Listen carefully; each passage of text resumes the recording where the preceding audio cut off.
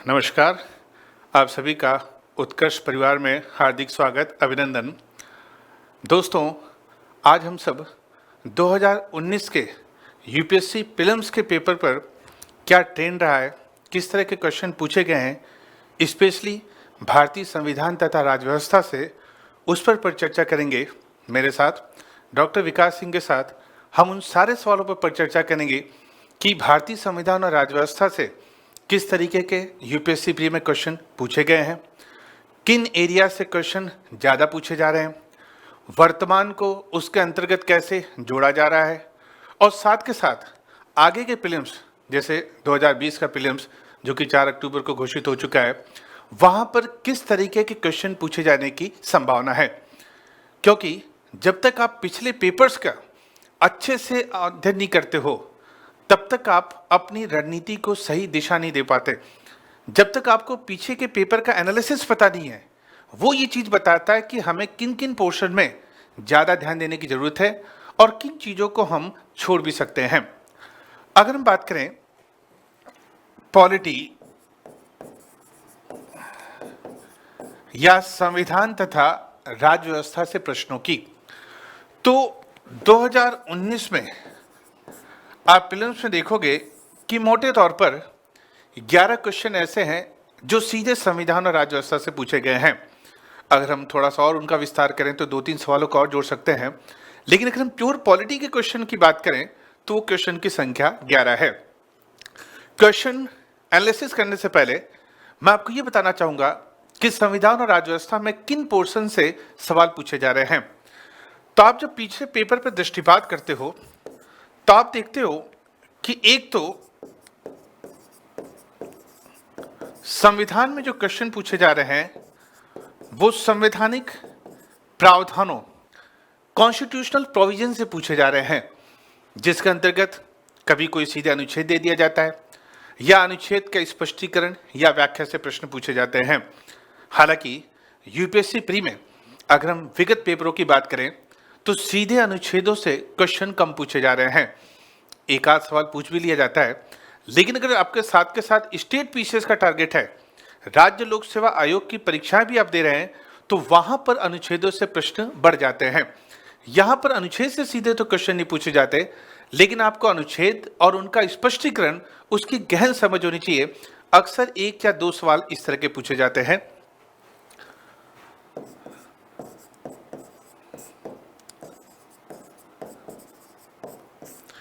दूसरा जो संविधान वाले पोर्शन से क्वेश्चन निकल रहे हैं वो है राज्य व्यवस्था से, अर्थात जो उसका अप्लाइड पार्ट है। विगत पेपर पर आप देखोगे विपक्ष के नेता को लेकर क्वेश्चन पूछा गया है, लाभ के पद को लेकर पूछा गया है, गैर सरकारी विधेयकों को लेकर पूछा गया है। तो आपसे एक अपेक्षा रहती है कि कैसे एक स्टूडेंट को राज्य व्यवस्था की समझ है या नहीं है, इसलिए 1-2 सवाल संविधान में सीधे सीधे राज्य व्यवस्था वाले हिस्से से भी पूछे गए हैं।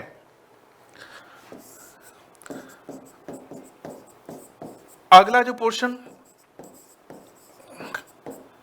जहां से संविधान में क्वेश्चन पूछे जा रहे हैं वो है संसदीय प्रक्रिया या संसदीय नियमावली से। यहां से भी न्यूनतम 1, अधिकतम 2 क्वेश्चन की अपेक्षा रह रही है।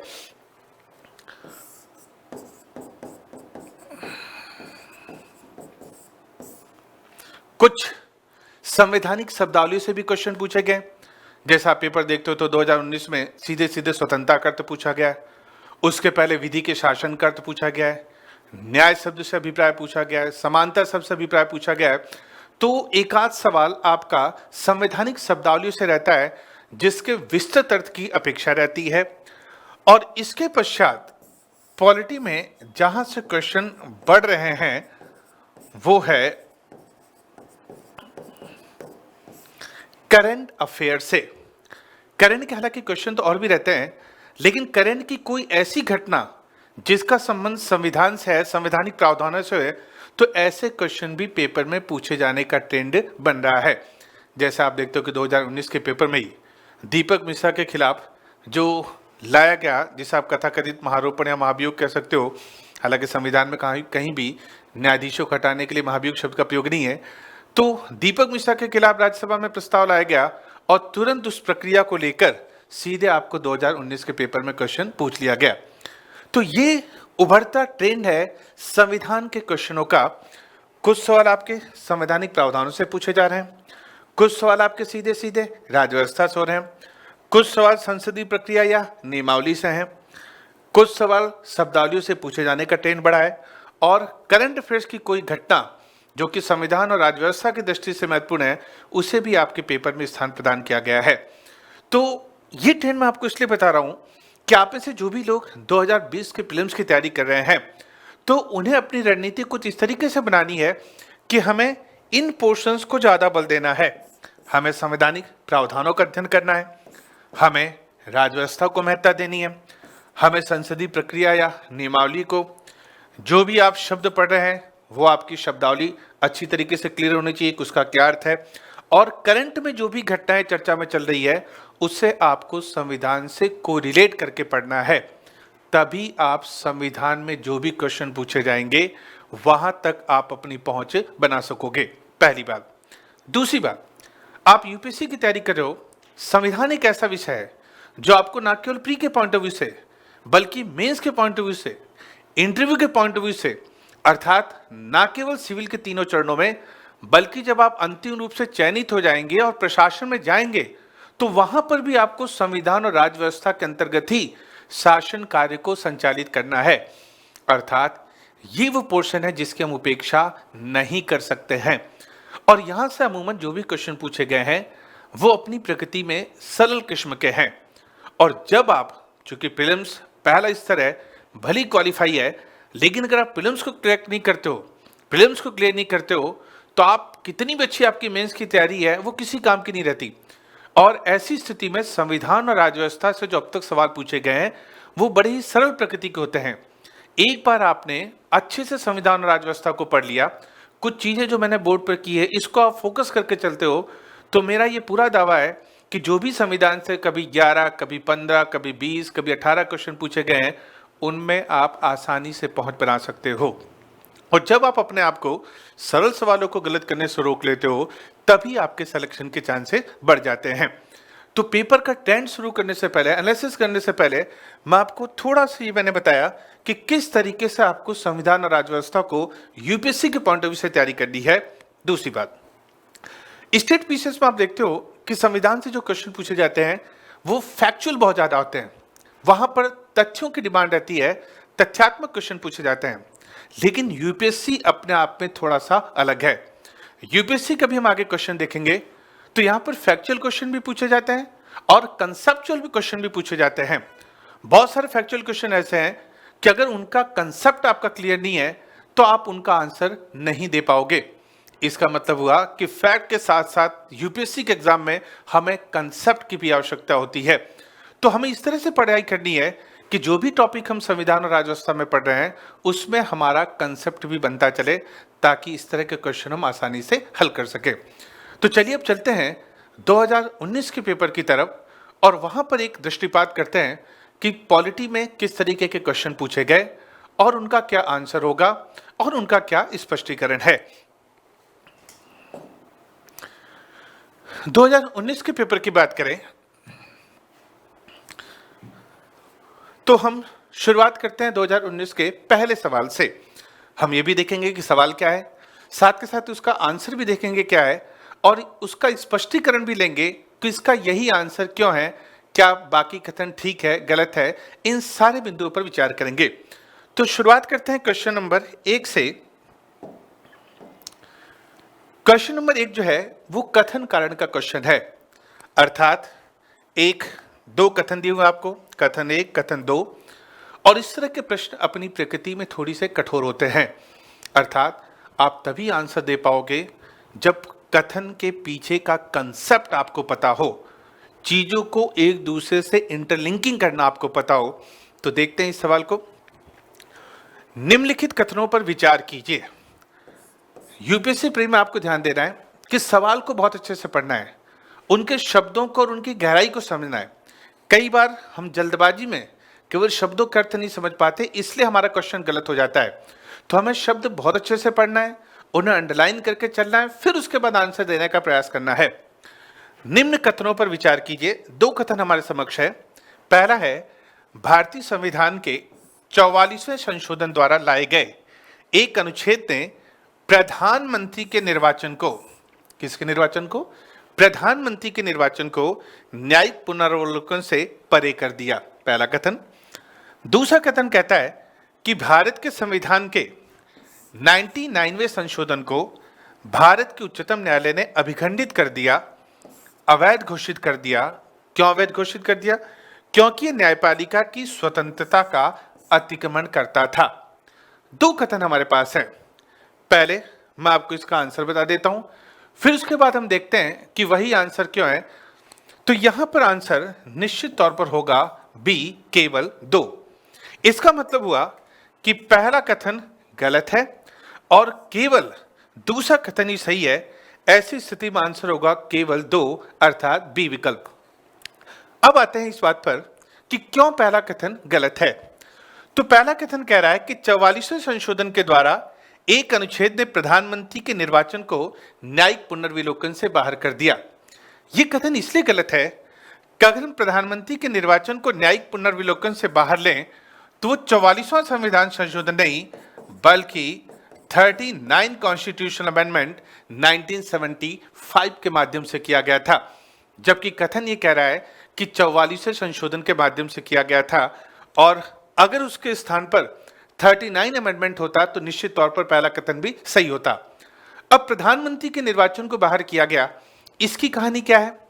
तो आपको पता होगा कि 1971 में जब इंदिरा गांधी रायबरेली से चुनाव लड़ी थी और उनके समक्ष राजनारायण जी चुनाव लड़ रहे थे, तो राजनारायण के द्वारा इंदिरा गांधी के चुनाव को इलाहाबाद हाई कोर्ट में चुनौती दी गई और इलाहाबाद हाई कोर्ट के द्वारा चुनौती इस आधार पर दी गई थी कि राजनारायण जी ने आक्षेप लगाया कि इंदिरा गांधी सरकार के द्वारा सरकारी मशीनरी का चुनाव में दुरुपयोग किया गया है, चुनाव को प्रभावित करने का प्रयास किया गया है, और इसी आधार पर इलाहाबाद हाई कोर्ट ने इंदिरा गांधी के चुनाव को, जो कि देश की प्रधानमंत्री थी, उनके चुनाव को अवैध घोषित कर दिया। जब इंदिरा गांधी के द्वारा इसे बाकायदा सुप्रीम कोर्ट में चुनौती दी गई तो सुप्रीम कोर्ट ने भी इस मामले में कॉन्स्टिट्यूशनल स्टे प्रदान कर दिया। अब ऐसी स्थिति में आवश्यकता इस बात की थी कि इंदिरा गांधी सरकार को लगा कि जनता के द्वारा निर्वाचित होने के बावजूद न्यायपालिका के द्वारा उनकी सीमाओं का अतिक्रमण किया जा रहा है, न्यायपालिका के द्वारा सरकार की शक्तियों का अतिक्रमण किया जा रहा है, तो उनके द्वारा तुरंत संविधान में संशोधन किया गया 39 कॉन्स्टिट्यूशनल अमेंडमेंट एक्ट 1975, और इसके माध्यम से बाकायदा भारतीय संविधान में अनुच्छेद 329 ए जोड़ा गया और यह निर्धारित किया गया कि राष्ट्रपति, उपराष्ट्रपति, लोकसभा का अध्यक्ष तथा प्रधानमंत्री के चुनाव की न्यायपालिका के द्वारा समीक्षा नहीं की जा सकेगी। अर्थात न्यायपालिका संविधान के उल्लंघन या अन्य किसी भी आधार पर इनके चुनावों की समीक्षा नहीं कर सकेगा। इसके लिए जो संविधान में संशोधन किया गया वो है 39 कॉन्स्टिट्यूशनल अमेंडमेंट एक्ट 1975। जबकि क्वेश्चन में जिस अमेंडमेंट की बात की गई है वो आप देख रहे हो 44वां संविधान संशोधन। इसलिए पहला कथन निश्चित तौर पर गलत हो जाएगा। दूसरा कथन, भारत के संविधान में 99 संशोधन को उच्चतम न्यायालय द्वारा वैध घोषित किया गया क्योंकि यह न्यायपालिका की स्वतंत्रता का अतिक्रमण करता है। अब यह कथन सही है, इस पर एक गौर कर लेते हैं क्यों। तो आपको पता होगा कि 99 संविधान संशोधन अधिनियम 2014, जिसे अप्रैल 2015 से अधिनियमित किया गया, न्यायाधीशों की नियुक्ति के लिए एक आयोग, जिसे कहा जाता है एनजैक, नेशनल जुडिशियल अपॉइंटमेंट कमीशन, या हिंदी में हम कह सकते हैं राष्ट्रीय न्यायिक नियुक्ति आयोग। अब ये एनजैक या राष्ट्रीय न्यायिक नियुक्ति आयोग क्या है? तो आपको ज्ञात होगा कि भारत में उच्चतम न्यायालय में जो या उच्च न्यायालय में जो न्यायाधीशों की नियुक्ति की जाती है वो कॉलेजियम के परामर्श पर या कॉलेजियम की संस्तुति पर राष्ट्रपति के द्वारा की जाती है।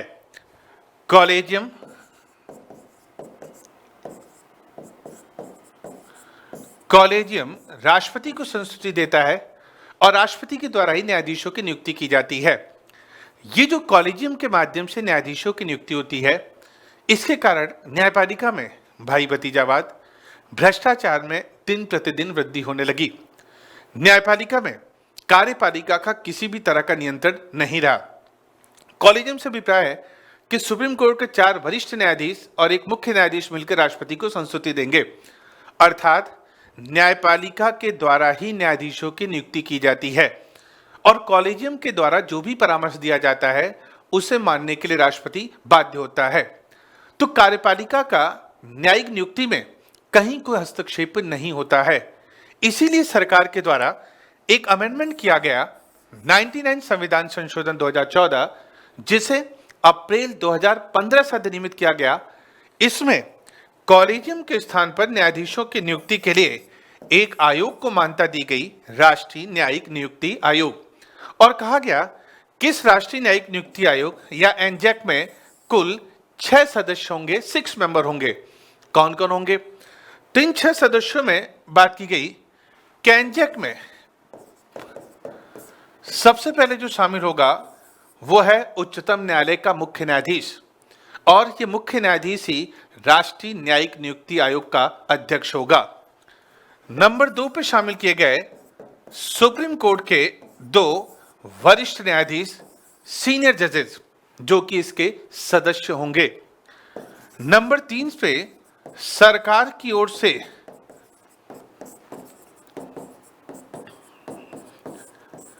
विधि तथा न्याय मंत्री को सम्मिलित किया गया। सदस्यों की संख्या हुई 4। नंबर 4 पर कहा गया कि 2 ऐसे अन्य सदस्य होंगे जिनका चयन एक समिति की सिफारिश पर 3 वर्षों के लिए किया जाएगा, और उस समिति में शामिल होगा भारत का प्रधानमंत्री, उस समिति में शामिल होगा चीफ जस्टिस ऑफ इंडिया अर्थात उच्चतम न्यायालय का मुख्य न्यायाधीश, उप समिति में शामिल होगा लोकसभा में विपक्षी दल का नेता, और अगर मान लीजिए किसी भी दल को, जैसा कि वर्तमान में भी देखते हो कि विपक्षी दल के तौर पर मान्यता प्राप्त नहीं है, क्योंकि विपक्ष का मान्यता प्राप्त करने के लिए लोकसभा की कुल सदस्य संख्या का 1/10 सीटें चाहिए, और वर्तमान में किसी भी विपक्षी दल को 1/10 सीटें अर्थात 55 सीटें प्राप्त नहीं है। तो विपक्ष का अगर मान्यता प्राप्त विपक्षी दल का नेता नहीं है, तो ऐसी स्थिति में लोकसभा में जो दूसरा सबसे बड़ा विपक्षी दल का नेता है वो इस समिति में शामिल होगा। इनकी रिकमेंडेशन पर 2 सदस्यों का चयन 3 वर्षों के लिए किया जाएगा और इनकी दोबारा पुनर्नियुक्ति नहीं होगी। और इन 2 सदस्यों में भी एक सदस्य अनुसूचित जाति, जनजाति, पिछड़ा वर्ग, महिला या अल्पसंख्यकों से संबंधित होगा। तो 99 अमेंडमेंट के माध्यम से मोदी सरकार के द्वारा राष्ट्रीय न्यायिक नियुक्ति आयोग या एनजैक को मान्यता दी गई और कहा गया कि सुप्रीम कोर्ट का मुख्य न्यायाधीश या अन्य न्यायाधीशों की नियुक्ति करनी हो, उच्च न्यायालय का मुख्य न्यायाधीश या अन्य न्यायाधीशों की नियुक्ति करनी हो, उच्च न्यायालय के न्यायाधीशों का एक उच्च न्यायालय से दूसरे उच्च न्यायालय में स्थानांतरण करना हो, तो ये सारे कार्य राष्ट्रपति राष्ट्रीय न्यायिक नियुक्ति आयोग या एनजैक के परामर्श से ही करेगा, अर्थात कॉलेजियम को प्रतिस्थापित कर उसके स्थान पर राष्ट्रीय न्यायिक नियुक्ति आयोग का प्रावधान कर दिया गया। लेकिन उच्चतम न्यायालय के द्वारा 16 अक्टूबर उच्चतम न्यायालय के द्वारा 16 अक्टूबर 2015 को एनजैक अर्थात राष्ट्रीय न्यायिक नियुक्ति आयोग को अवैध घोषित कर दिया गया। क्यों अवैध घोषित कर दिया गया? तो सुप्रीम कोर्ट के द्वारा यह तर्क दिया गया कि ये जो राष्ट्रीय न्यायिक नियुक्ति आयोग है, ये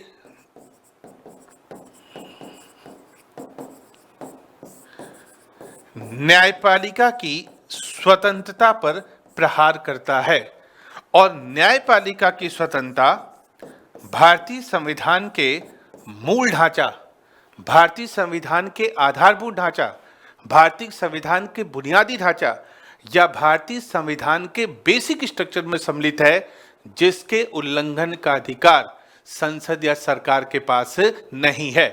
इस आधार पर 99 अमेंडमेंट के माध्यम से सुप्रीम कोर्ट ने एनजैक को अवैध घोषित कर दिया और वापस से जो पुरानी प्रणाली चला करती थी जिसे कहा जाता है कॉलेजियम, उस कॉलेजियम प्रणाली को फिर से स्थापित कर दिया। तो दूसरा कथन जो कि एनजैक को लेकर है और जो बकायदा ये कह रहा है कि सुप्रीम कोर्ट ने इस आधार पर अवैध घोषित कर दिया चूंकि न्यायपालिका की स्वतंत्रता पर प्रहार करता है, शक्तियों के पृथक्करण के सिद्धांत का अतिक्रमण करता है और इन दोनों को भारतीय संविधान के मूल ढांचे में स्थान प्रदान किया गया है। इस आधार पर सुप्रीम कोर्ट के द्वारा 4:1 से जस्टिस जे.एस. खेर की बेंच के अंतर्गत इसे बकायदा अवैध घोषित कर दिया गया। तो ऐसी स्थिति में हम देख रहे हैं कि पहला कथन गलत है, दूसरा कथन सही है, इसीलिए इस पहले क्वेश्चन का निश्चित तौर पर आंसर होगा केवल 2। दूसरा कथन ठीक है, पहला कथन क्या है, गलत है। अगले क्वेश्चन की तरफ बढ़ें।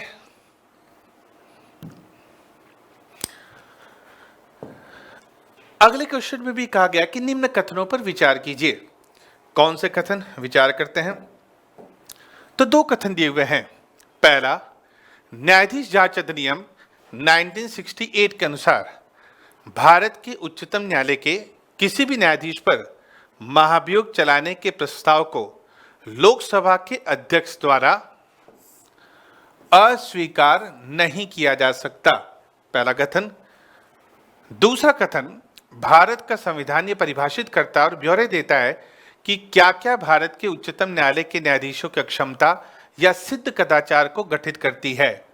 अक्षमता, सिद्ध कदाचार को परिभाषिट करना। तीसरा कथन, भारत के उच्चतम न्यायालय के न्यायाधीशों के महाभियोग की प्रक्रिया के ब्यौरे न्यायाधीश जांच अधिनियम 1968 में दिए गए हैं। चौथा, यदि किसी न्यायाधीश के महाभियोग के प्रस्ताव को मतदान हेतु लिया जाता है तो विधि द्वारा अपेक्षित है कि यह प्रस्ताव संसद के प्रत्येक सदन द्वारा समर्थित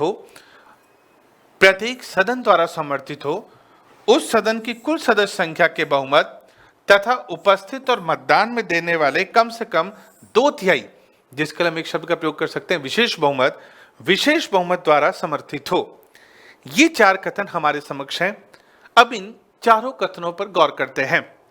यहां पर अगर हम आंसर की बात करें तो 1 बाय 1 हम सारे शब्दों पर चलते हैं। 1, 2, 3 और 4। आंसर, पहला कथन गलत है, दूसरा कथन भी गलत है, तीसरा कथन ठीक है और चौथा कथन भी ठीक है। इस आधार पर अगर हम आंसर लें तो निश्चित तौर पर हमारा आंसर होगा सी, केवल 3 और 4। अब विचार करते हैं कि क्यों पहला और दूसरा कथन गलत है, क्यों तीसरा और चौथा कथन सही है। पहला कथन कहता है कि न्यायाधीश जांच अधिनियम 1968 के अनुसार भारत के उच्चतम न्यायालय के किसी भी न्यायाधीश पर महाभियोग चलाने के प्रस्ताव को लोकसभा अध्यक्ष द्वारा अस्वीकार नहीं किया जा सकता।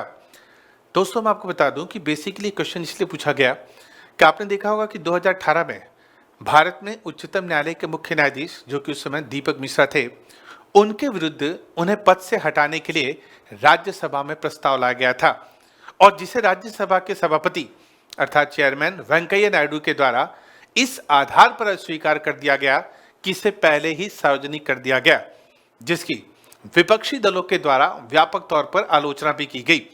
तो बात उठती है कि क्या अध्यक्ष अस्वीकार नहीं कर सकता? तो अगर हम इसके लिए थोड़ा सा विस्तार लें तो भारतीय संविधान के आर्टिकल 124(5) के अंतर्गत संसद को शक्ति दी गई है कि न्यायाधीशों को उनके पद से हटाने के लिए क्या प्रक्रिया होगी, प्रोसीजर क्या होगा, वो उसका निर्धारण कर सकती है। और इसी संदर्भ में आपको ज्ञात होगा कि संसद के द्वारा 1968 में एक कानून का निर्माण किया गया जिसे नाम दिया गया न्यायाधीश जांच अधिनियम। पार्लियामेंट के द्वारा एक कानून बनाया गया न्यायाधीश जांच अधिनियम। इस न्यायाधीश जांच अधिनियम के अंतर्गत निर्धारित किया गया कि न्यायाधीशों के विरुद्ध पद से जो हटाने का संकल्प है उसे संसद के किसी भी सदन में लाया जा सकता है। इसका मतलब हुआ कि लोकसभा में भी लाया जा सकता है तथा राज्यसभा में भी लाया जा सकता है। कोई आवश्यक नहीं कि केवल लोकसभा में ही लाया जाएगा या राज्यसभा में लाया जाएगा। अगर लोकसभा में लाया जा रहा है तो इसके 100 सदस्य, राज्यसभा में लाया जा रहा है तो 50 सदस्यों की लिखित सहमति आवश्यक है महाभियोग के विरुद्ध, न्यायाधीश को पद से हटाने के विरुद्ध संकल्प को लेकर। अब कई बार दोस्तों जैसे सवाल में भी आप देख रहे हो कि न्यायाधीशों को हटाने के लिए महाभियोग शब्द का प्रयोग किया गया है। मैं आपको बता दूं कि न्यायाधीशों के लिए जो महाभियोग शब्द है ये गलत है। भारतीय संविधान के परिप्रेक्ष्य में अगर हम बात करें तो महाभियोग केवल एक ही पद पर लगता है और वो पद है राष्ट्रपति। राष्ट्रपति में आप पढ़ते हो कि आर्टिकल 56 के अंतर्गत ये बात की गई है कि राष्ट्रपति को महाभियोग के माध्यम से उसके पद से हटाया जा सकता है, जिसकी प्रक्रिया का उल्लेख भारतीय संविधान के आर्टिकल 61 में किया गया है। और महाभियोग केवल एक आधार पर लगता है, संविधान का अतिक्रमण, जबकि न्यायाधीशों को अभी हम आगे बात करेंगे कि संविधान के अतिक्रमण के आधार पर नहीं हटाया जाता है। तो लोकसभा में लाया जाना है प्रस्ताव तो 100 सदस्य, राज्यसभा में लाना है तो 50 सदस्य। जो भी सदन का पीठासीन अधिकारी है, अब पीठासीन अधिकारी से क्या तात्पर्य है, अर्थात जो सदन की कार्रवाई का संचालन करेगा। लोकसभा की कार्रवाई अध्यक्ष, उसके अनुपस्थिति में उपाध्यक्ष के द्वारा, राज्यसभा की कार्रवाई का संचालन सभापति, उसके अनुपस्थिति में उपसभापति के द्वारा। जो भी सदन का पीठासीन अधिकारी है, चाहे तो उस प्रस्ताव को स्वीकार करे, चाहे तो उस प्रस्ताव को स्वीकार ना करे, अर्थात कहीं भी पीठासीन अधिकारी के ऊपर इस बात की बाध्यता आरोपित नहीं की गई है कि अगर न्यायाधीश को उसके पद से हटाने के विरुद्ध संकल्प लाया जा रहा है तो वो उसे स्वीकार करने के लिए बाध्य होगा। इसीलिए आपको ज्ञात होगा कि 1991 में जब वी रामास्वामी, जो कि सुप्रीम कोर्ट के न्यायाधीश थे, उनके खिलाफ जब लोकसभा में पद से हटाने का संकल्प लाया गया तो तत्कालीन लोकसभा अध्यक्ष रवि राय के द्वारा उस प्रस्ताव को स्वीकार कर दिया गया, सहमति दे दी गई। लेकिन जब सर्वोच्च न्यायालय के मुख्य न्यायाधीश दीपक मिश्रा के खिलाफ 2018 में राज्यसभा में ऐसा संकल्प लाया गया तो राज्यसभा के सभापति वेंकैया नायडू के द्वारा उस प्रस्ताव को स्वीकार करने से, स्वीकृति देने से इनकार कर दिया गया। अर्थात कहीं भी ये कानून पीठासीन अधिकारी के इस तरह की बाध्यता आरोपित नहीं करता है कि न्यायाधीशों को पद से हटाने के संकल्प को उसे सहमति देनी होगी। सरल शब्दों में कहें तो वो सहमति प्रदान कर भी सकता है और सहमति देने से इनकार कर सकता है। इसी आधार पर पहला कथन गलत हो जाएगा। दूसरा कथन, महाभियोग की प्रक्रिया का ब्यौरा न्यायाधीश, भारत के संविधान ने परिभाषित करता है कि अक्षमता या सिद्ध कदाचार क्या है। तो ध्यान दीजिएगा कि यद्यपि न्यायाधीशों को पद से हटाने के लिए भारतीय संविधान का आर्टिकल 124(4) के अंतर्गत 2 आधार बताए गए हैं। एक सिद्ध कदाचार, प्रूव मिसबिहेवियर, दूसरा अक्षमता या असमर्थता। इन दोनों शब्दों का उल्लेख तो किया गया है, लेकिन कहीं भी इन दोनों शब्दों को परिभाषित नहीं किया गया है। अर्थात क्या अक्षमता होगी, क्या कदाचार होगा, इसको संविधान के द्वारा परिभाषित नहीं किया गया है। न्यायाधीश जांच अधिनियम में इसकी जांच के लिए समिति का तो गठन किया जा सकता है, लेकिन संविधान ने कहीं भी ये नहीं बताया कि जिस आधार पर न्यायाधीशों को हटाया जाएगा, कदाचार या क्षमता, उनका क्या अभिप्राय है। तो संविधान ये परिभाषित नहीं करता है, जबकि क्वेश्चन में बात की जा रही है करता है। तीसरा, महाभियोग की प्रक्रिया का ब्यौरा अधिनियम 1968 में दिया गया। अभी मैंने आपसे बात की कि जो महाभियोग शब्द है, यद्यपि ये गलत है, संविधान न्यायाधीशों के लिए महाभियोग शब्द का प्रयोग नहीं करता, लेकिन अगर हम बात करें प्रक्रिया की तो निश्चित तौर पर जो प्रक्रिया है वो न्यायाधीश जांच अधिनियम 1968 में उल्लेखित है। और यह प्रक्रिया निर्धारित करने की शक्ति, जैसा कि हमने पीछे की, संसद को प्रदान की गई है। संसद के द्वारा इस प्रक्रिया का निर्धारण किया जाएगा। चौथा, हटाने के लिए विशेष बहुमत अपेक्षित है, बिल्कुल सही है। तो तीसरा और चौथा कथन सत्य है, जबकि पहला और दूसरा कथन असत्य है। इस रूप में निश्चित तौर पर आंसर होगा सी, केवल 3 और 4। अगले क्वेश्चन की तरफ बढ़ें। अगला क्वेश्चन एकदम फैक्चुअल है। मैंने आपसे कहा कि कुछ सवाल कंसेप्चुअल होते हैं, कुछ सवाल फैक्चुअल होते हैं। अभी तक के जो हमने दोनों सवाल देखे 2019 कॉन्स्टिट्यूशन से, वो दोनों अपने आप में कंसेप्ट को लिए हुए थे। लेकिन ये जो सवाल है अपने आप में फैक्चुअल है, लेकिन साथ के साथ अगर आपको फैक्ट्स नहीं भी क्लियर है तो आप कंसेप्ट के माध्यम से इसका आंसर दे सकते हो। देखते हैं क्वेश्चन को। किस प्रधानमंत्री के कार्यकाल में, आपसे प्रधानमंत्री का नाम पूछ रहा है, क्या भारत के संविधान में 9वीं अनुसूची को पुनर्स्थापित किया गया। अब एक तो आपको प्रधानमंत्री का नाम पता होना चाहिए, दूसरा थोड़ी सी जानकारी होनी चाहिए 9वीं अनुसूची की। तो थोड़ा सा मैं 9वीं अनुसूची को इसलिए विस्तार कर देता हूं कि आपके 2020 के प्रीलिम्स के पॉइंट ऑफ व्यू से भी 9वीं अनुसूची बहुत ज्यादा महत्वपूर्ण है। आप देख रहे हो कि वर्तमान भारतीय राजनीति में भी 9वीं अनुसूची काफी चर्चित है। अभी हाल ही में आपने देखा होगा कि सुप्रीम कोर्ट के द्वारा एक महत्वपूर्ण निर्णय दिया गया जिसमें यह कहा गया कि आरक्षण, रिजर्वेशन एक मौलिक अधिकार नहीं है और इसीलिए तमिलनाडु के विभिन्न राजनीतिक दल जिसमें DMK, AIADMK, CPI, CPIM, even that Congress, ये सभी मिलकर ये प्रयास कर रहे हैं कि आरक्षण या रिजर्वेशन को 9वीं अनुसूची के अंतर्गत शामिल किया जाए। तो क्या है 9वीं अनुसूची, कौन इस समय प्रधानमंत्री थे, इस पर गौर करते हैं। आप सभी को ज्ञात होगा कि प्रथम संविधान संशोधन अधिनियम और प्रथम संविधान अधिनियम 1951 में हुआ था। अब क्वेश्चन प्रधानमंत्री पूछ रहा है तो निश्चित तौर पर सभी को ज्ञात होगा कि इस समय प्रधानमंत्री कौन थे, जवाहरलाल नेहरू। अंतिम सरकार से भी यही प्रधानमंत्री थे और सर्वाधिक समय तक सत्तारूढ़ रहने वाले प्रधानमंत्री भी जवाहरलाल नेहरू हैं। 1964 तक इन्होंने पीएम की भूमिका निभाई थी। तो प्रथम संविधान संशोधन अधिनियम 1951 में हुआ, प्रधानमंत्री थे जवाहरलाल नेहरू और इसके माध्यम से 9वीं अनुसूची को संविधान में जोड़ा गया। क्या थी 9वीं अनुसूची? तो 9वीं अनुसूची में ज्यादा कुछ नहीं, 9वीं अनुसूची का संबंध था भूमि सुधार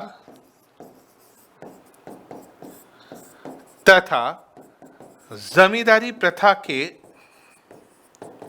उन्मूलन से। लैंड रिफॉर्म तथा जमींदारी प्रथा की समाप्ति। तत्कालीन समय में किसानों का जमीन पर वास्तविक हक नहीं होता था, जमींदारों का होता था, उसके उन्मूलन के लिए। भूमि सुधार कानून, भूमि को लेकर अलग अलग राज्यों के द्वारा कई कानून बनाए जा रहे थे।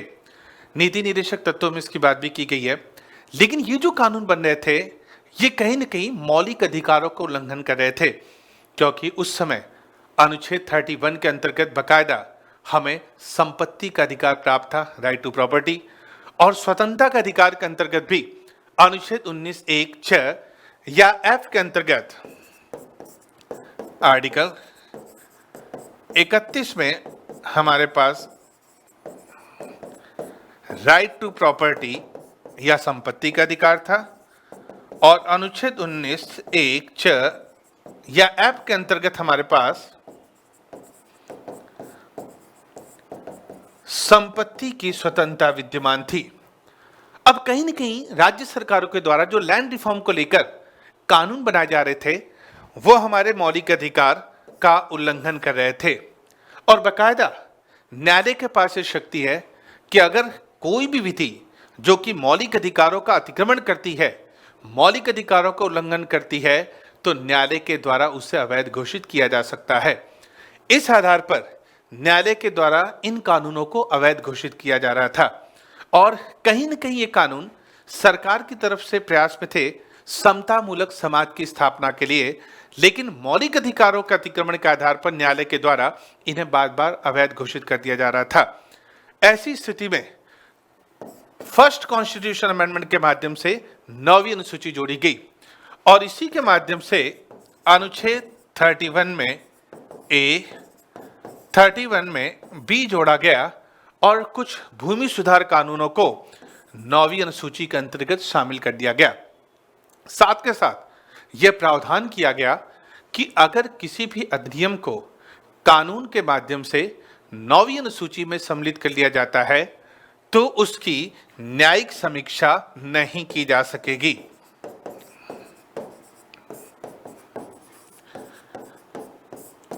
न्यायिक समीक्षा नहीं की जा सकेगी अर्थात अभी तक हम देख रहे थे कि न्यायालय बकायदा कानूनों की समीक्षा कर रहा है, लेकिन अगर राज्य के द्वारा किसी भी कानून को 9वीं अनुसूची के अंतर्गत सम्मिलित कर लिया गया तो न्यायालय उसकी समीक्षा नहीं कर सकेगा। दूसरे शब्दों में कहा जाए तो 9वीं अनुसूची को न्यायिक समीक्षा से परे कर दिया गया, न्यायिक समीक्षा से बाहर कर दिया गया। अब इस चीज को लेकर बहुत ज्यादा दुरुपयोग होने लगा। कई राज्यों ने बहुत सारे कानून बनाकर 9वीं अनुसूची के अंतर्गत शामिल कर लिए। अब ऐसी स्थिति में जब इसका दुरुपयोग होने लगा तो 2007 में सुप्रीम कोर्ट के समक्ष एक वाद आया जिसका नाम था IR कोहेलो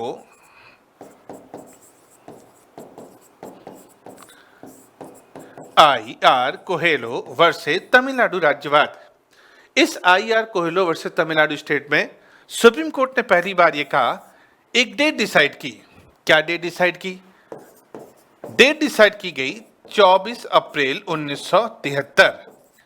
सुप्रीम कोर्ट के द्वारा कहा गया कि 24 अप्रैल 1973 के पश्चात यदि किसी भी विषय को 9वीं अनुसूची के अंतर्गत सम्मिलित किया गया है तो न्यायालय के द्वारा बाकायदा उसकी समीक्षा की जा सकती है। दूसरे शब्दों में कहें तो वर्तमान में 9वीं अनुसूची न्यायिक समीक्षा से परे नहीं है। आज न्यायालय के द्वारा 9वीं अनुसूची में सम्मिलित विषयों की समीक्षा की जा सकती है, लेकिन कब के विषयों की?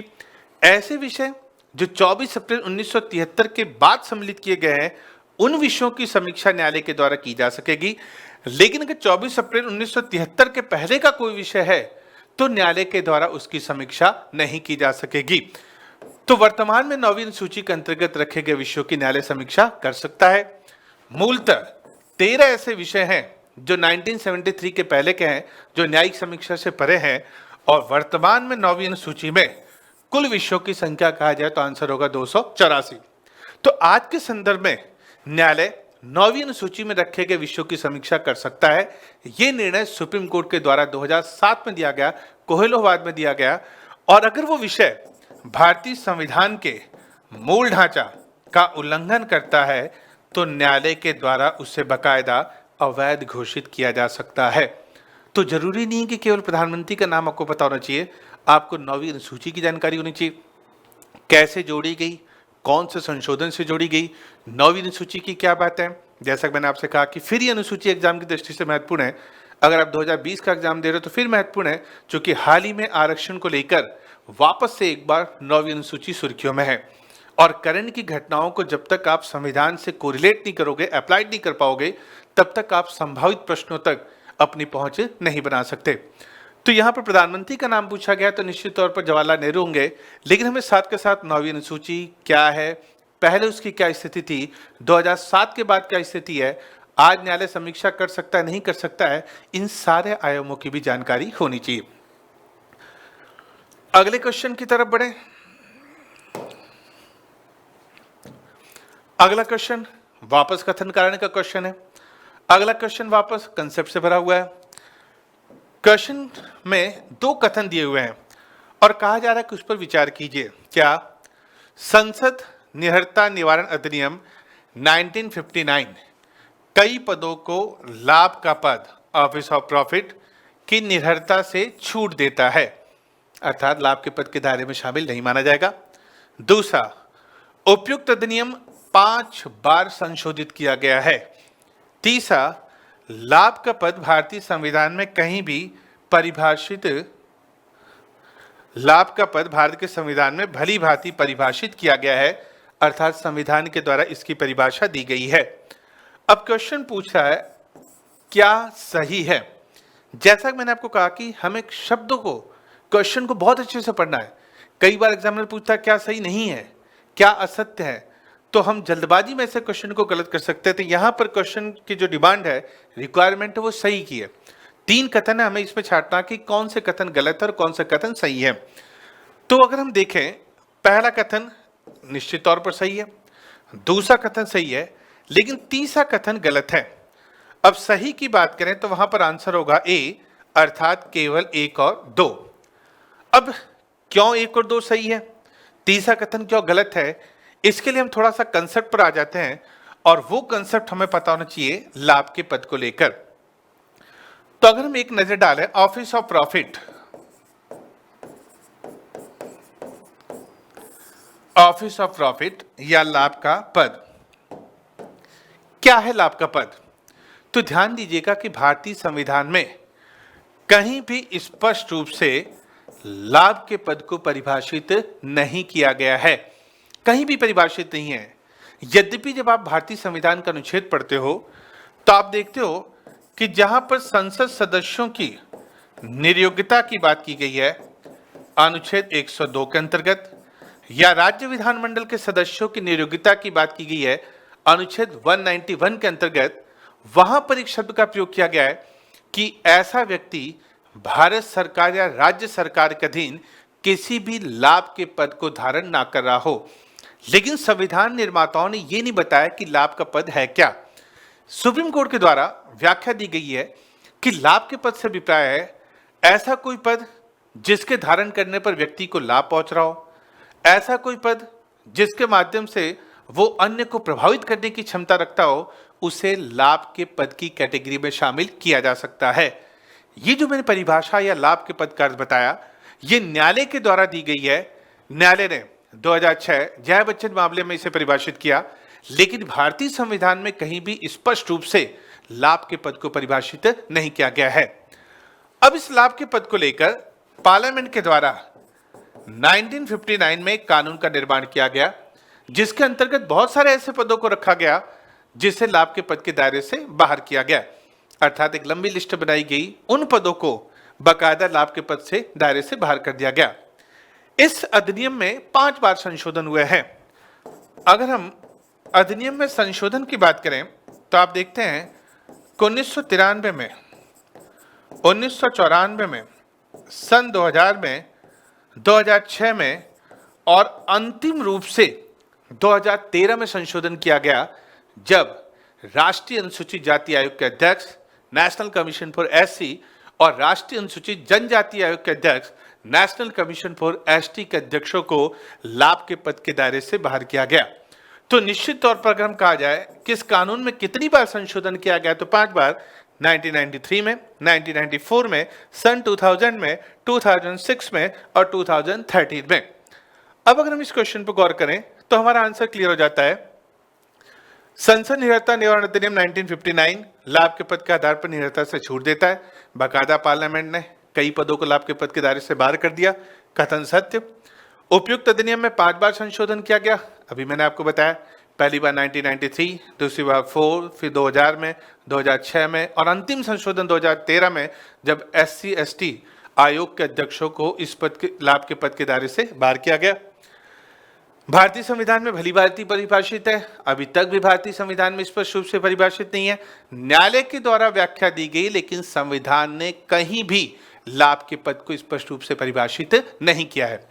तो ये जो प्रश्न है अपने आप में कंसेप्चुअल है। जब तक कंसेप्ट आपका क्लियर नहीं होगा, ऐसे क्वेश्चन का आप आंसर नहीं दे सकते। तो यहां पर निश्चित तौर पर सही कथन 1 और 2, तीसरा कथन गलत है, इसलिए आंसर होगा ए। अगले क्वेश्चन की तरफ गौर करें।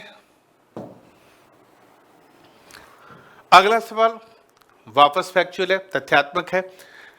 भारत के संविधान में किस अनुसूची के अधीन जनजाति भूमि का खनन के लिए निजी पक्षकारों को अंतरण, अकृत तथा शून्य घोषित किया जाता है? कौन सी भूमि? जनजाति समूह की भूमि को क्या किया जाएगा? शून्य और अवैध घोषित किया जाएगा। इसका मतलब है क्वेश्चन है अनुसूचियों से। तो आपको पता होगा कि जनजाति मामलों से अनुसूचित जाति, अनुसूचित क्षेत्रों के प्रशासन नियंत्रण से कौन सी अनुसूची है? तो निश्चित तौर पर 5वीं। तो यहां पर आंसर होगा 5वीं अनुसूची। अब हमें ना केवल 5वीं अनुसूची, बल्कि अगर हम देखें तो अक्सर एक सवाल अनुसूचियों से पूछा जा रहा है, तो हमारा ये प्रयास होना चाहिए कि हमें 12 की 12 अनुसूचियां ज्ञात हो। यद्यपि यहाँ पर सवाल एक सिंपल सा है 5वीं अनुसूची को लेकर, लेकिन हमें 12 की 12 अनुसूचियां ज्ञात होनी चाहिए। अगर हम 12 अनुसूचियों पर थोड़ा सा चर्चा करें तो आपको पता होगा कि पहली अनुसूची की अगर बात करें तो पहली अनुसूची में राज्यों के नाम, उनके न्यायिक क्षेत्र, केंद्र शासित प्रदेशों के नाम तथा उनकी सीमाओं का उल्लेख किया गया है। अर्थात सारे के सारे राज्य, सारे के सारे केंद्र शासित प्रदेश, उनके नाम, सीमाएं, न्यायिक क्षेत्र, इन सब का उल्लेख भारतीय संविधान की पहली अनुसूची करती है।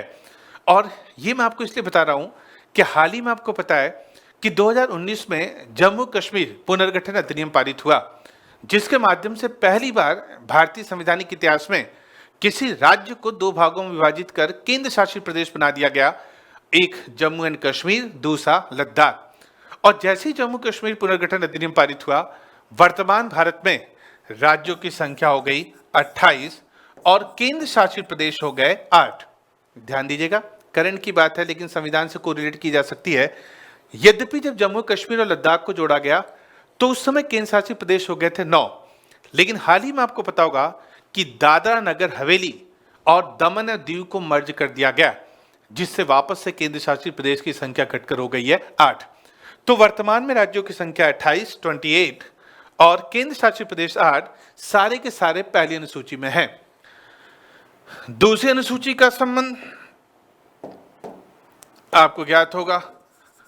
दूसरी अनुसूची में महत्वपूर्ण पदाधिकारियों के वेतन तथा भत्तों की बात की गई है।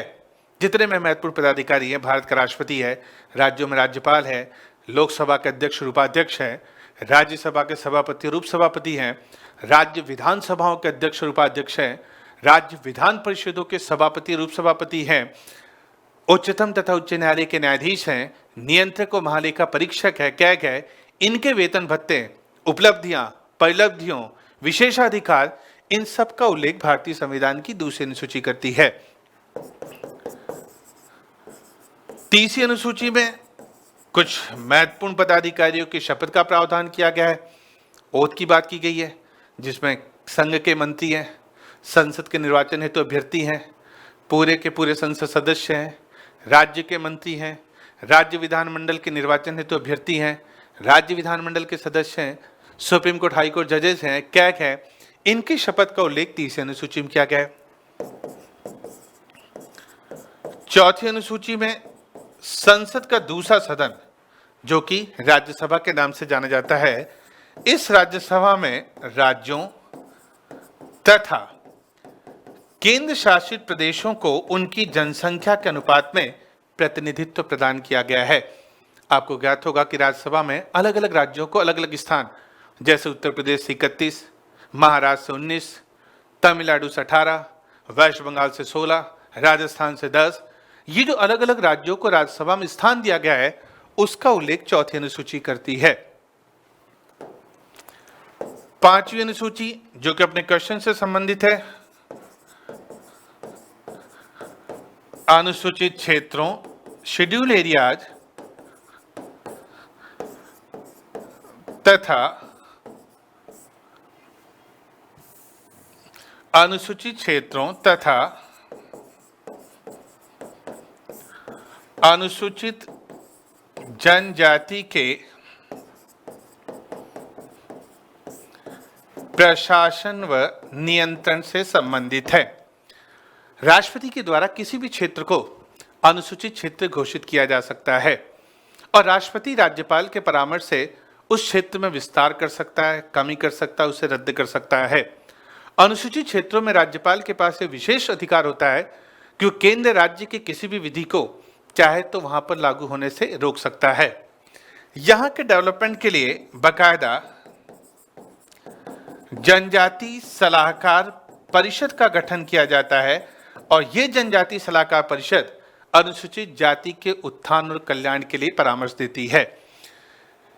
तो सारे अनुसूचित क्षेत्र, अनुसूचित जनजाति का प्रशासन पांचवी अनुसूची में होता है, लेकिन 4 राज्य ऐसे हैं जिनका प्रशासन पांचवी में नहीं बल्कि छठी में होता है। वो है असम, मेघालय, त्रिपुरा और मिजोरम। चूंकि यहाँ की जो जनजातियां हैं अभी भी बहुसंख्यक सभ्यता को नहीं अपना पाई है, बहुत ज़्यादा सामाजिक और आर्थिक पिछड़ापन है, तो इन 4 राज्यों के लिए अलग से विशेष उपबंध किए गए छठी अनुसूची में। और यहाँ पर बाकायदा स्वायत्त जिला परिषदों का प्रावधान किया गया है। अब यहाँ पर जो ध्यान देने की बात है, 2020 के पॉइंट ऑफ व्यू से हाल ही में लद्दाख केंद्र शासित प्रदेश को छठी अनुसूची में शामिल करने की मांग चल रही है। इसका मतलब है कि अगर जल्दी लद्दाख इसमें शामिल हो जाता है तो अब तक जो 4 हैं, असम, मेघालय, त्रिपुरा, मिजोरम, इसमें एक और केंद्र शासित प्रदेश बढ़ जाएगा और वो हो जाएगा लद्दाख। तो करंट की घटना भी आपको ज्ञात होनी चाहिए। 7वीं अनुसूची, केंद्र राज्यों के बीच में शक्तियों के विभाजन या डिवीजन ऑफ पावर से संबंधित है। आपको ज्ञात होगा कि 3 अनुसूचियों के माध्यम से भारत में शक्तियों का विभाजन किया गया है। एक संघ सूची, दूसरा राज्य सूची और तीसरा समवर्ती सूची। ये जो तीनों सूचियों के माध्यम से शक्तियों का विभाजन किया गया है वो 7वीं अनुसूची में स्पष्ट किया गया है।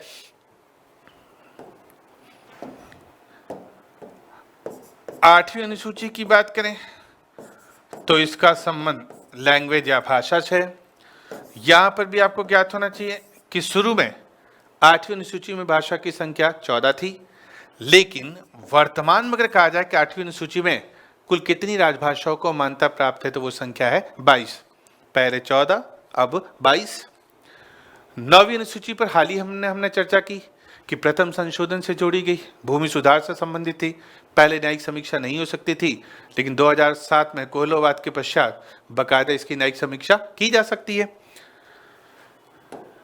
10वीं अनुसूची ये बकायदा 52वें संविधान संशोधन अधिनियम 1985 से जोड़ी गई और इसमें दल परिवर्तन या दल बदल के ऊपर रोक लगाने के प्रावधान किए गए।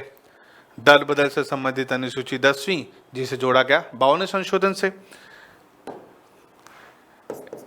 11वीं अनुसूची की बात करें, इसे 73वें संशोधन अधिनियम 1992 से जोड़ा गया और इसके माध्यम से पंचायती राज संस्थाओं को मान्यता प्रदान की गई और पंचायतों को कुल विधि निर्माण के लिए 29 विषय प्रदान किए गए। अंतिम अनुसूची है 12वीं अनुसूची जिसे 74वें संशोधन अधिनियम 1992 से जोड़ा गया और इसके अंतर्गत नगरीय शासन या अर्बन एडमिनिस्ट्रेशन को मान्यता दी गई और नगरीय शासन में इन्हें कुल 18 विषय प्रदान किए गए। तो आपको 12 की 12 अनुसूचियां ज्ञात होनी चाहिए। जैसा कि आप देख रहे हो कि 2019 में ही 2 सवाल सीधे सीधे अनुसूचियों से पूछ लिए गए। एक 9वीं अनुसूची से कोरिलेट किया गया है, दूसरा 5वीं अनुसूची से कोरिलेट किया गया है। तो 2020 के अगर हम संभावित प्रश्न की तरफ बढ़े तो जैसा कि मैंने आपसे कहा कि लद्दाख 6ठी अनुसूची में शामिल होने वाला है, तो अपने आप में 6ठी अनुसूची महत्वपूर्ण होगी। आरक्षण को लेकर 9वीं अनुसूची काफी चर्चित है, तो 9वीं अनुसूची हो गई। तो ये दोनों अनुसूचियां ज्यादा महत्वपूर्ण है, लेकिन हमारा ये प्रयास होना चाहिए कि हमें 12 की 12 अनुसूचियां ज्ञात हो। तो अगर जनजातीय मामलों की भूमि वगैरह से कोई भी बात है तो निश्चित तौर पर उसका आंसर होगा 5वीं अनुसूची। अगले क्वेश्चन की तरफ बढ़े। भारत के संविधान में निम्न कथनों पर विचार कीजिए। कंसेप्चुअल क्वेश्चन है। क्या किसी भी केंद्रीय विधि को संवैधानिक रूप से अवैध घोषित करने की किसी भी उच्च न्यायालय की अधिकारिता नहीं होगी। दूसरा, भारत के संविधान के किसी भी संशोधन पर भारत के उच्चतम न्यायालय द्वारा प्रश्न नहीं उठाया जा सकता। अब अगर यहां पर आप नहीं शब्द पर गौर नहीं करोगे तो आप इस क्वेश्चन का आंसर नहीं दे पाओगे। ध्यान देने की बात केवल एक शब्द है और वो शब्द है नहीं। पहला कथन, अगर हम नहीं को लें तो यहां पर आंसर होगा कि ना तो पहला कथन सही है और ना ही दूसरा कथन सही है, और इस रूप में हम आंसर ले तो आंसर होगा डी, ना तो 1 ना ही 2। अब इस पर गौर करते हैं। किसी भी केंद्रीय विधि को जो संवैधानिक रूप से अवैध घोषित करने की किसी भी उच्च न्यायालय की अधिकारिता नहीं होगी। भारत में सुप्रीम कोर्ट और हाई कोर्ट दोनों के द्वारा केंद्रीय विधि का परीक्षण किया जाता है, और अगर वो विधि संविधान का अतिक्रमण करती है, मौलिक अधिकारों को उल्लंघन करती है, तो संविधान सुप्रीम कोर्ट और हाई कोर्ट दोनों को शक्ति प्रदान करता है कि वह ऐसी विधि को अवैध घोषित कर सकता है। आप पढ़ते हो कि आर्टिकल 13 के अंतर्गत, आर्टिकल 32 के अंतर्गत, आर्टिकल 226 के अंतर्गत, 13 के अंतर्गत बकायदा सुप्रीम कोर्ट और हाई कोर्ट दोनों को मौलिक अधिकारों का सजग प्रहरी बनाया गया है, और संविधान उन्हें यह शक्ति देता है कि यदि राज्य के द्वारा किसी भी ऐसी विधि का निर्माण किया जाता है जो कि मौलिक अधिकारों से संगत है, तो न्यायालय के द्वारा उसे अवैध घोषित किया जा सकता है। तो हाई कोर्ट बिल्कुल कर सकता है, अधिकारिता नहीं होगी, कथन गलत हो गया। किसी भी संशोधन द्वारा सुप्रीम कोर्ट प्रश्न नहीं उठा सकता, सुप्रीम कोर्ट ही प्रश्न उठाएगा। हमारे संविधान के संरक्षक की भूमिका, कस्टेडियन की भूमिका या गार्जियन की भूमिका सुप्रीम कोर्ट के द्वारा निभाई जाती है। सुप्रीम कोर्ट, हाई कोर्ट न्यायिक पुनरावलोकन की शक्ति का प्रयोग करते हैं। अगर सोच के देखिए कि अगर सुप्रीम कोर्ट के पास ये पावर नहीं हो तो कल को कोई भी सरकार बहुमत का दुरुपयोग करते हुए, तानाशाही का प्रयोग करते हुए संविधान के साथ छेड़छाड़ कर सकती है।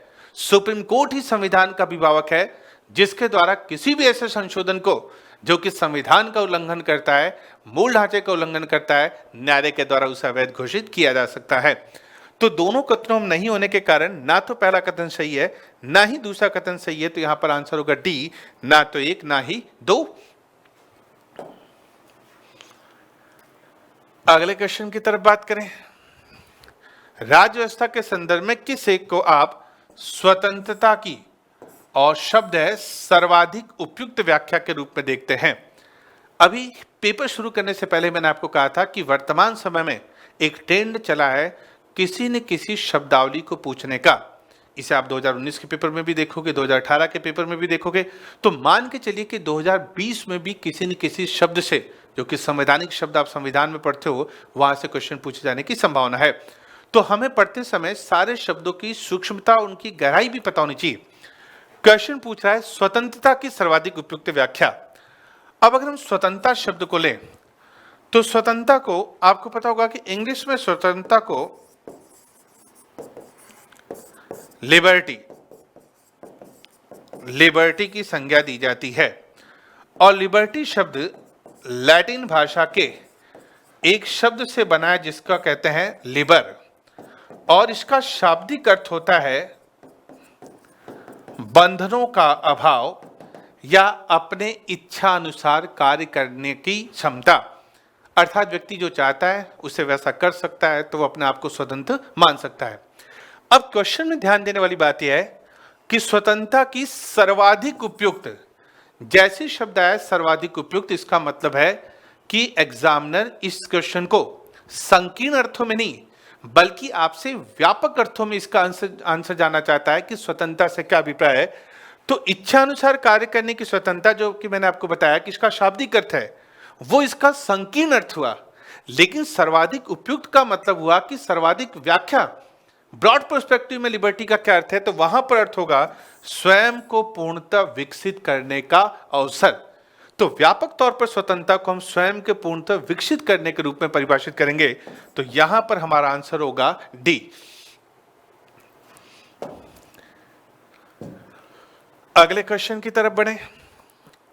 एक आप देखते हैं कि केंद्र राज्य संबंधों को लेकर कुछ आयोग या कमीशन बने हैं और अक्सर उनके कुछ रिकमेंडेशन से क्वेश्चन पूछे जाते हैं। ये भी उसी में ही है। हाल ही में एक पद बहुत ज्यादा केंद्र राज्य में विवादित है, वो है राज्यपाल का पद, ऑफिस ऑफ गवर्नर। क्वेश्चन पूछा जा रहा है किस एक का सुझाव था कि राज्यपाल को उस राज्य के बाहर का एक प्रतिष्ठित व्यक्ति होना चाहिए और उसे एक ऐसा तटस्थ व्यक्ति होना चाहिए जिसका कि राजनीतिक जुड़ाव ना हो और उसने पिछले वर्षों में राजनीति में भाग नहीं लिया हो। जैसा कि मैंने आपसे कहा कि केंद्र राज्य के बीच में राज्यपाल, जो कि राज्य की कार्यपालिका का प्रमुख है, राज्य का सर्वोच्च पद है, ये पद अपने आप में काफी विवादित है। विवाद का मुख्य कारण यह है कि सामान्यतः आप देखते हो कि राज्यपाल राज्य राजनीति का प्रमुख है, लेकिन उसकी नियुक्ति केंद्र के द्वारा की जाती है। और जैसे ही जब केंद्र राज्य में अलग अलग दलों की सरकार होती है तो केंद्र के द्वारा इसी पद के माध्यम से राज्य की राजनीति को नियंत्रित करने का प्रयास किया जाता है। और कई बार राज्यपाल भी केंद्र के अभिकर्ता के रूप में भूमिका निभाते हुए इस पद का दुरुपयोग कर देते हैं। तो राज्यपाल का पद दुरुपयोग ना हो, 67 से भारतीय राजनीति के पश्चात जब केंद्र राज्यों में अलग अलग दलों की सरकार बनने लगी तब यह पद थोड़ा ज्यादा विवादित हो गया। इस पद की निष्पक्षता को लेकर समय समय पर कुछ आयोग और समितियां बने हैं, जैसे प्रशासनिक सुधार आयोग, राजमन्नार समिति, सरकारी आयोग, संविधान की समीक्षा आयोग। लेकिन यह कह रहा है कि कुछ पर्टिकुलर रिकमेंडेशन राज्यपाल की कि बाहर का एक प्रतिष्ठित व्यक्ति हो, अर्थात राज्यपाल उस राज्य का निवासी नहीं हो जहां पर उसकी नियुक्ति की जा रही है।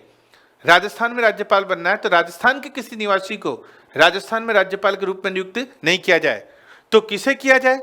जिसका राजनीतिक जुड़ाव न हो, राजनीतिक दलीय संबद्धता न हो, साथ के साथ जो राजनीति में भागीदारी नहीं करे। तो ये आंसर होगा सरकारिया आयोग का। 1983 में आर एस सरकारिया के नेतृत्व में केंद्र राज्य संबंधों की समीक्षा के लिए एक आयोग गठित किया गया इंदिरा गांधी सरकार के द्वारा, जिसे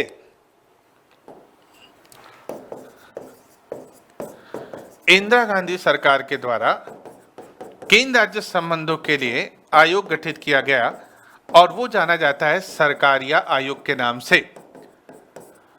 अब तक भारतीय राजनीति में केंद्र राज्य संबंधों को लेकर जिस आयोग की रिकमेंडेशन सर्वाधिक लागू हुई है वो सरकारी आयोग है। अगर मैं सरकारी आयोग के राज्यपाल को लेकर कुछ रिकमेंडेशन की बात करूं तो सरकारी आयोग ने कहा था कि चुनाव में हारे हुए या पराजित व्यक्तियों की नियुक्ति राज्यपाल के रूप में नहीं की जाए। सरकारी आयोग ने कहा था कि राज्यपाल की नियुक्ति से पूर्व एक बार संबंधित राज्य के मुख्यमंत्री से परामर्श ले लिया जाए। सरकारी आयोग ने कहा था कि राज्यपाल की नियुक्ति उस राज्य में नहीं की जाए जहां का वह मूलतः निवासी है। सरकारी आयोग ने कहा था कि राज्यपाल की दोबारा पुनर्नियुक्ति नहीं की जाए और ना ही उसे भविष्य में कोई भी कूटनीतिक जिम्मेदारी का पद प्रदान किया जाए। ये कुछ महत्वपूर्ण रिकमेंडेशन राज्यपाल को लेकर सरकारी आयोग के द्वारा की गई थी। हालांकि अभी तक किसी भी सरकार ने इस दृढ़ इच्छा संकल्प का परिचय नहीं दिया कि वह कुछ आयोग जो राज्यपाल की रिकमेंडेशन को लेकर सरकारी आयोग के द्वारा दी गई उसे संशोधनों के माध्यम से लागू करे। अभी भी ये अनुशंसाएं हैं, इन्हें संविधान में मान्यता प्राप्त नहीं है। लेकिन ये कुछ महत्वपूर्ण अनुशंसाएं हैं जो कि सरकारी आयोग के द्वारा राज्यपाल के पद को लेकर दी गई थी। अगले क्वेश्चन की बात करें। भारत के संविधान के संदर्भ में सामान्य विधियों में अंतर्विष प्रतिषेध अथवा निर्बंधन अथवा उपबंध अनुच्छेद 142। अब यहां पर आपको आर्टिकल और उसका कंसेप्ट पता होना चाहिए।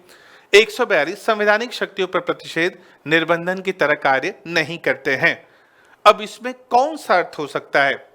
तो अगर जब आप अनुच्छेदों के माध्यम से पढ़ते हैं तो आप देखते हैं कि भारतीय संविधान के अनुच्छेद 124 से लेकर 147 तक न्यायिक प्रणाली में सबसे शीर्ष न्यायालय जिसे आप सुप्रीम कोर्ट कहते हैं उसका प्रावधान किया गया है। और अनुच्छेद 142 सुप्रीम कोर्ट को बकायदा पूर्ण न्याय के लिए आदेश जारी करने का अधिकार प्रदान करता है। अर्थात सुप्रीम कोर्ट के समक्ष लंबित कोई भी विधेयक है, कोई भी मामला है और जब सुप्रीम कोर्ट न्यायिक निर्णय दे रहा है तो वह उसे पूर्ण करने के लिए या सुप्रीम कोर्ट को लगे कि पूर्ण न्याय की दृष्टि से आवश्यक है, बाकायदा सुप्रीम कोर्ट दिशा निर्देश जारी कर सकता है। और ये जो सुप्रीम कोर्ट का दिशा निर्देश जारी है इस पर संसद द्वारा बनाई गई विधि का कोई असर नहीं होगा। तो इस तौर पर अगर हम बात करें तो निश्चित तौर पर यहां पर आप आंसर देखोगे बी कि सुप्रीम कोर्ट अपनी शक्तियों के प्रयोग में संसद द्वारा निर्मित विधियों से बाध्य नहीं होता है। आर्टिकल 142 के अंतर्गत उच्चतम न्यायालय अपना न्यायिक निर्णय देते समय पूर्ण न्याय की दृष्टि से कोई भी आदेश जारी करेगा जो कि संसद द्वारा निर्मित विधियों से बाध्य नहीं होता है। फॉर एग्जाम्पल, हाल ही में आपने देखा होगा कि हाईवेज पर जो शराब की दुकानें थी, सुप्रीम कोर्ट के द्वारा उसे प्रतिबंधित करते हुए दूर करने का आदेश जारी किया गया। पूर्ण न्याय को लेकर ही भोपाल गैस पीड़ितों को सुप्रीम कोर्ट के द्वारा मुआवजा प्रदान किया गया। राम मंदिर का मामला जो वर्षों से रायबरेली कोर्ट में चल रहा था उसे लखनऊ हाई कोर्ट में ट्रांसफर किया गया। तो पूर्ण न्याय की दृष्टि से सुप्रीम कोर्ट कोई भी आदेश जारी कर सकता है जो कि संसद द्वारा बनाई गई विधियों से बाध्य नहीं होगा। निश्चित तौर पर यहां पर आंसर होगा बी। अगले महत्वपूर्ण क्वेश्चन की तरफ बढ़े। विधानसभा के संदर्भ में दो कथन है। क्या? वर्ष के प्रथम सत्र के प्रारंभ में राज्यपाल संबोधन करता है, एड्रेस करता है, ठीक है। जब किसी विशेष विषय पर राज्य विधानमंडल के पास कोई नियम नहीं होता है तो उस विषय पर लोकसभा के नियम का पालन किया जाता है। दूसरा कथन गलत है, पहला कथन सही है। तो ऐसी स्थिति में क्वेश्चन पूछा कौन सा सही है, तो ए, केवल एक। अब इसे देख लेते हैं। आपको ज्ञात होगा कि आर्टिकल 176 के अंतर्गत जैसे केंद्र में राष्ट्रपति जारी करता है वैसे राज्यपाल हर वर्ष विधानमंडल के प्रथम सत्र में तथा नई विधानसभा के गठन के पश्चात जैसी विधानसभा की पहली बैठक होती है तो उसके द्वारा एक विशेष अभिभाषण जारी किया जाता है जो कि आने वाले वर्ष में सरकार के कार्यक्रम और नीतियों को उजागर करता है। तो निश्चित तौर पर पहला कथन सही है। दूसरा कथन, राज्य विधानमंडल के पास जब किसी विशिष्ट विषय पर कोई नियम नहीं होता है तो वह लोकसभा के नियमों का पालन करता है। यह गलत है। क्यों? भारतीय संविधान के अनुच्छेद 208 के अंतर्गत राज्य विधानमंडल को अपनी कार्रवाई के संचालन के लिए नियम निर्धारित करने की शक्ति प्रदान की गई है। जैसा आप संसद के संदर्भ में पढ़ते हो, आर्टिकल 118 में संसद को प्रदान की गई है, वैसी राज्य विधानमंडल को भी बकायदा आर्टिकल 208 के अंतर्गत प्रदान की गई है। तो राज्य विधानमंडल स्वयं अपने नियम निर्धारित करेगा। ऐसा नहीं है कि वहां पर अगर नियम किसी चीज को लेकर नहीं है तो वो लोकसभा के नियमों का पालन करेगा।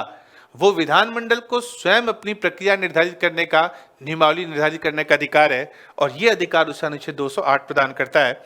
तो निश्चित तौर पर दूसरा कथन गलत है और पहला कथन सही हो जाएगा। आंसर होगा ए।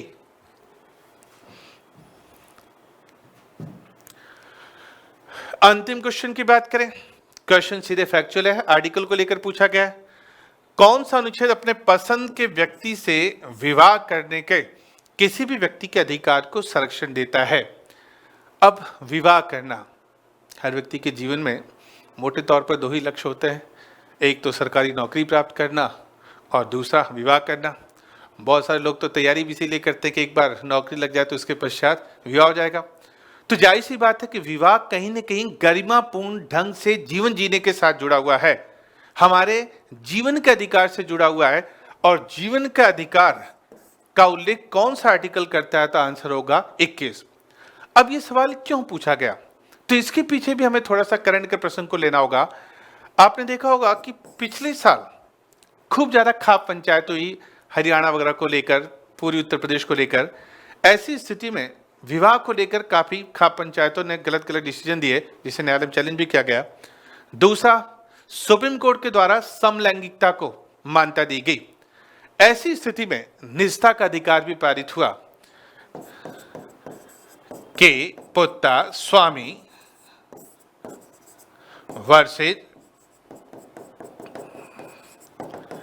भारत संघवाद में सुप्रीम कोर्ट ने निजता के अधिकार को अनुच्छेद 21 में मान्यता दी और नवतेज सिंह जौहर वर्सेज भारत संघवाद में यौन साथी चुनने के स्वायत्ता को भी मान्यता प्रदान की। तो ये सारी बातें कहीं न कहीं गरिमापूर्ण ढंग से जीवन के साथ जुड़ी हुई है और गरिमापूर्ण ढंग से जीवन जीने का अधिकार भारतीय संविधान के अनुच्छेद 21 में दिया गया है। इसीलिए ऐसी स्थिति में इसका आंसर होगा अनुच्छेद 21। तो दोस्तों, ये कुछ महत्वपूर्ण सवाल थे जो कि भारतीय संविधान और राजव्यवस्था को लेकर 2019 के प्रीलिम्स में पूछे गए। मैंने आपको ये भी बताया कि सवाल कहाँ से पूछे जा रहे हैं, किस पोर्शन से पूछे जा रहे हैं। आपका भी ये प्रयास होना चाहिए कि 2020 के लिए अगर आप तैयारी कर रहे हैं तो 2020 की तैयारी तभी कारगर होगी जब आप पिछले पेपर पर दृष्टिपात करो। ये आपको रणनीति बनाने में मदद करेगा और जब तक आपकी सही रणनीति नहीं है तब तक आप प्रीलिम्स जैसे एग्जाम को क्रैक नहीं कर सकते। मैंने शुरू में ही आपको बताया कि किन किन पोर्शन से क्वेश्चन पूछे जा रहे हैं और किस तरीके के क्वेश्चन पूछे जा रहे हैं। इस आधार पर आप अपने प्रीलिम्स की रणनीति निर्धारित कीजिएगा। उत्कर्ष परिवार आपके साथ पहले भी था, आज भी है और हमेशा अंतिम तौर पर आपकी सफलता को सुनिश्चित करने में साथ रहेगा। धन्यवाद। नमस्कार।